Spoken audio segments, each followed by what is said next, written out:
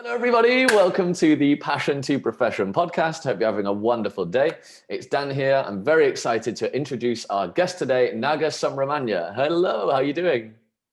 Hi, Dan. I'm doing great. Thank you for having me on the show. Thank you for being here. Really excited. Guys, I'll give a quick intro. Naga is from India. He runs, or rather, he's the senior finance manager at Airmeet, which is a virtual event platform that lets creators build communities around their services, communities and events. And so he also is the host of a podcast called the Passion People Podcast. I know what you're thinking. Excellent fit for this show, right? So very excited to dive into some topics about, because Naga's actually interviewed 75 people who are following their passion. And of course, you guys in this community as well are on that journey. So I'm sure that there's tons we can learn from Naga, and very excited. So that being said, maybe you could give us a quick introduction to yourself, a little bit of your background, and then we'll dive into all of this exciting stuff around the passion economy. Sure, Dan. So I started podcasting around 3 years back when I was on a gap year and traveling across the country in India. I realized that the more people I met, the more the way I looked at the world evolved. And I realized that if I'm able to get the stories of the people that I've met on my journeys, more and more people can benefit from their stories and their narratives. So that's how the Passion People podcast started, and we're doing season 3 right now. Like you said, more than 75 people interviewed, and for the current season, we're focusing on the passion economy and how creators are monetizing in the context of COVID. When I'm podcasting is my side gig. I'm a CPA in India, and I'm part of the Airmeet finance team. Nice. Let's start with the passion economy. Like, how do you see, or how do you even define the passion economy? So I define the passion economy as someone who is trying to monetize a skill, an ability, or an art. And the reason that I use these specific terms is because we already have professions covered separately. We already have businesses covered separately. So that's the reason that I chose passion, because especially in the Indian context, a lot of people are hesitant to try and do these things as full-time gigs, and we want to highlight, or I want to get stories or methodologies to figure out how can they monetize and how can they leave their jobs if that's what they want to, because there are different people want different things. Some people want to do it full time, some people want to do it as just something on the side. So whatever works for them, but obviously financial incentives are always good for everyone. Nice. You've interviewed 75 people on this journey. Can you give one or two examples of people who you would say are really nailing it? I don't think I can give you one or two examples of people who are really nailing it, because the kind of people that I interview are the ones who are on the path of the journey, right? So it's about talking to the people who have just started, right? So I don't think it's fair to call out one or two people and say that they're nailing it, but I can definitely tell you like 4, 5, 6 people who are way further along as compared to the others, and others who are just starting off. But what is the similarities that I see is that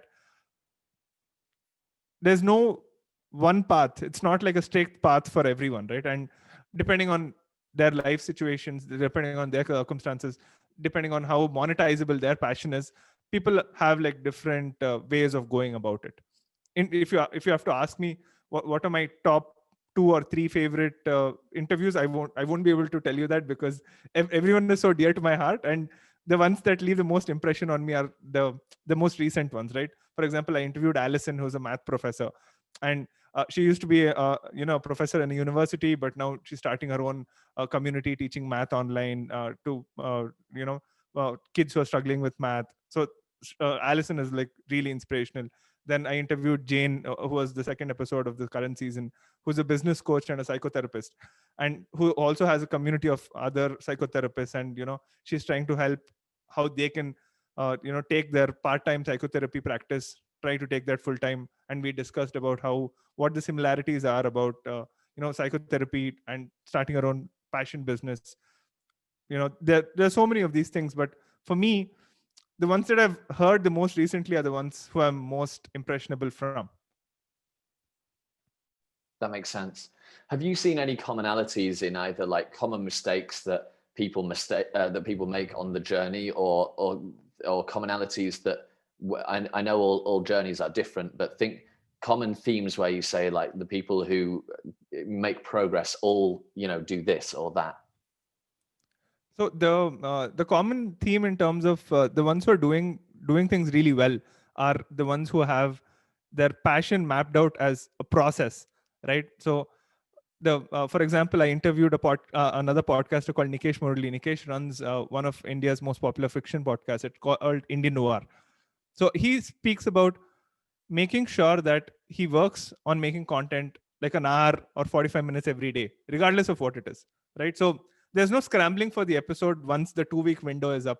There's no scrambling for the for putting out the content that you want to put out or whatever it is. So the one recurring theme across all these individuals is that the ones who have carved out time on a daily or a bi-weekly or whatever frequency it is are the ones who can really really make progress, and the ones who are moving faster than the others.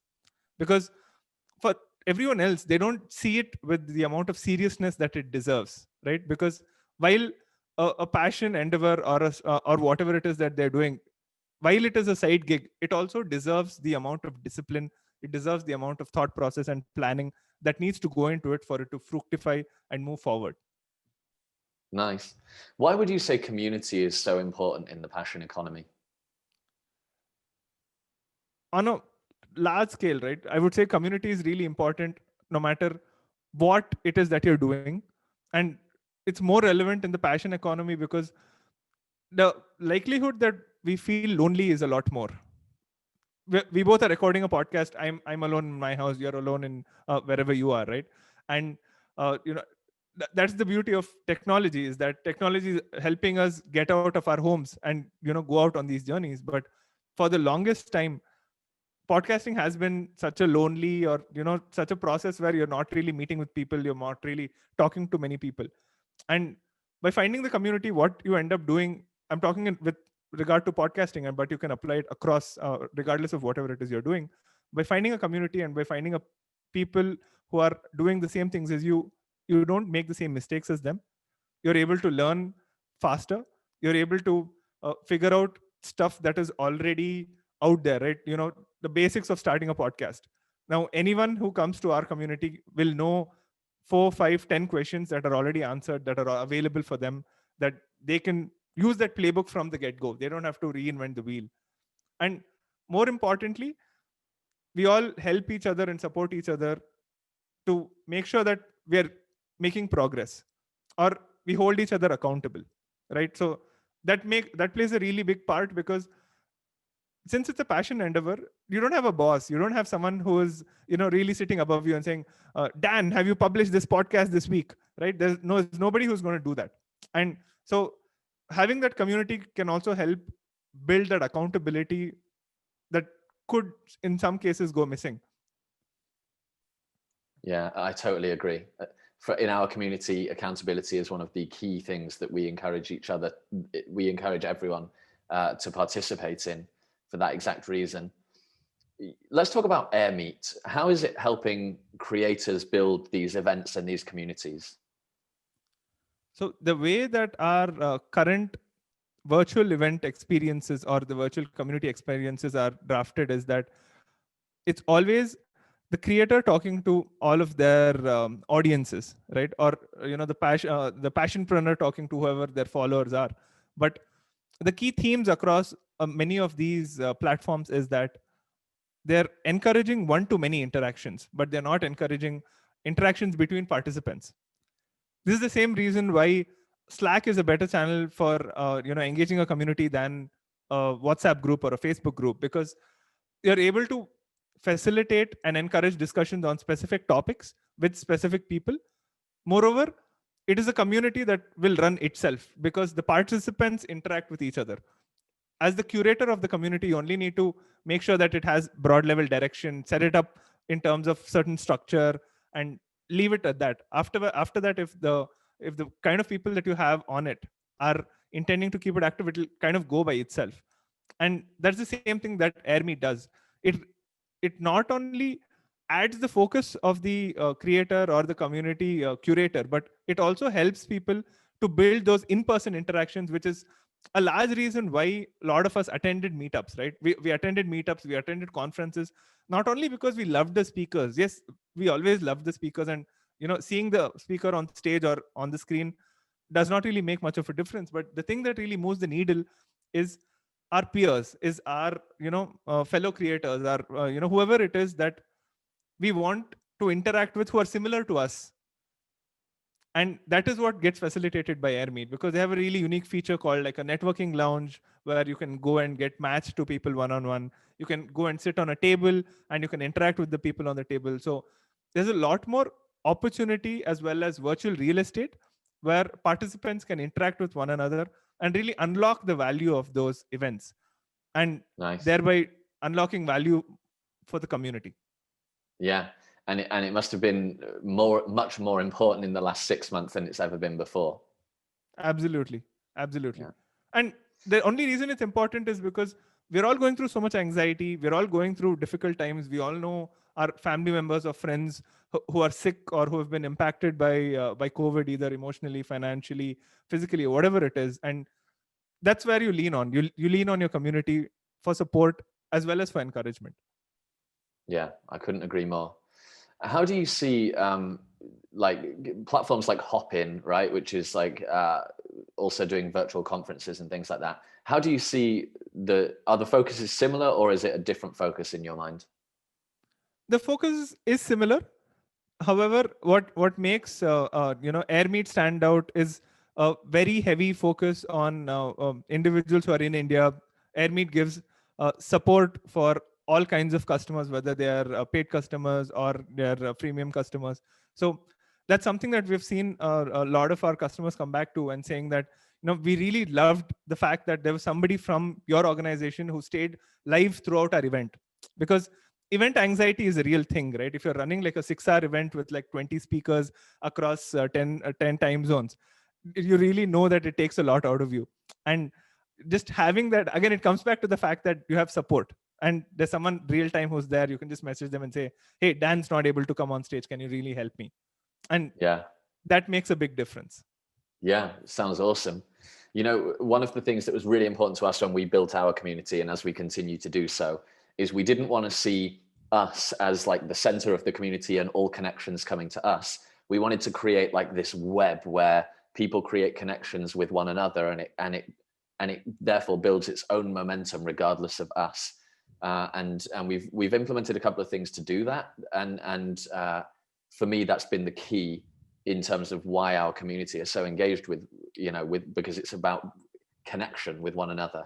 It sounds like Airmeet facilitates that really well, which is super exciting. What do you see in the future for the passion economy? What's next? I would say more of what's happening now, right? I would say more and more people are going to aspire to become YouTubers. They're going to aspire to become gamers, and they're going to aspire to become community builders. I have a niece who's like 11 years old, and she wants to start her own YouTube channel and stream herself playing Roblox on it.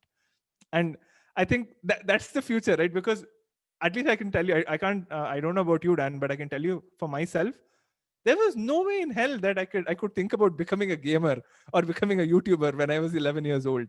Now, if someone who's 11 today can think of having a career as a YouTuber or a gamer or a streamer, now that itself speaks, and in a place like India, right, that itself speaks volumes about what's going to happen to the creator economy, because they're going to be like millions and millions of people just doing video creation. Let's not even talk about podcasts, because at least podcasts in India have gone up like 3 to 4x just during the time of the pandemic. And there are so many new things that are now coming out, right? Is education really going to be the same again? Is work really going to be the same again? Is healthcare really going to be the same again? And the common theme that I feel across all of this is that because we'll have more time or more space to explore what we really like, I think more and more people will be able to zero in on what their passion is and not really wait until they have finished their education like I did, right? More and more people will be able to zero in on that quicker, which means more people might not really have to go finish their college degree. More people, or they can just start working, or they can just find a virtual internship. So what this all means is that people will start identifying and figuring out what they're passionate about earlier and start diving deeper into it, which means like a shrinkage of the labor force for the formal corporate environment, but like a expansion of how many people will be engaged in the passion economy, because all of the people like my niece and so many more that she will inspire will obviously just want to do that, and they're happy doing it. They're earning money, they're able to sustain themselves, and what more do you want? That's a feature I can get behind. I love that. Naga, it's been an absolute pleasure. Thanks so much for investing the time in doing this. I can imagine, because we're not filming this live, we usually do, I can imagine the community are going to get such value from the stories you tell and the way that you see the passion economy. Sounds like you're doing wonderful things as well with your podcast with Airmeet. Where can we follow you? Where can we learn more to stay in touch? So you can follow me on Twitter. It's at N1N3 stuff. I'll share the link for you so that you can put it in the show notes. And you can check out Airmeet at www.airmeet.com. And you can also just ask Google or Siri or Alexa to play the Passion People podcast, and it'll play an episode. Oh, that's cool. I need to get on that. I don't think we've got that yet. I'm taking a note. I love that. Super cool. The Passion People podcast, guys. Check it out. Thanks so much, Naga. Have a wonderful evening. See you soon. Thanks. Thank you, Dan.